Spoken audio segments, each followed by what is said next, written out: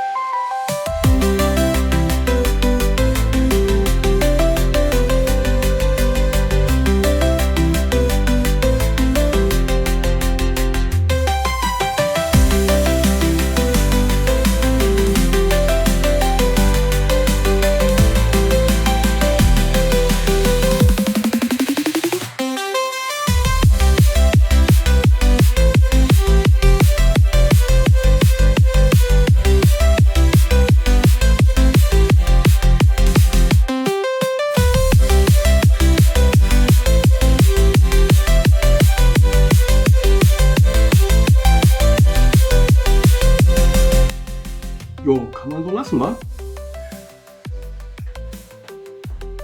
Also im Rahmen meiner Möglichkeiten, hier in irgendeinem verstaubten Keller, meinen Computer, meinen 90er Jahre Bigtower auf einen High-End Proxmox-Server hochzurüsten und das auch noch mit Lackieren und Farbe und hast nicht gesehen, nimmt sehr, sehr lange Form an. Also das dauert wirklich alles beschissen lange, ich kann es nicht ändern. Und das dauert auch nicht nur lange, kostet auch noch einen Haufen Geld, alles hier die Lacke und die Farben zu kaufen und dann polieren und machen und tun. Aber ich sag mal, für die Möglichkeiten, die mir hier zur Verfügung stehen, Spraydosen aus dem Baumarkt, Spraydosen von Amazon, zwar 2 Komponenten Spraydosen, Grundierfiller auch 2 Komponenten, Schleifpapier bis maximal Körnung 2000, feinere habe ich auf die Schnelle nicht rangekriegt. Staub hier im Keller, Spinnen und Fliegen und fliegende Blätter und weiß ich was alles. In Anbetracht dieser Ausgangslage, muss ich sagen, bin ich jetzt mit dieser einen Seitenwand hier erstmal sehr zufrieden.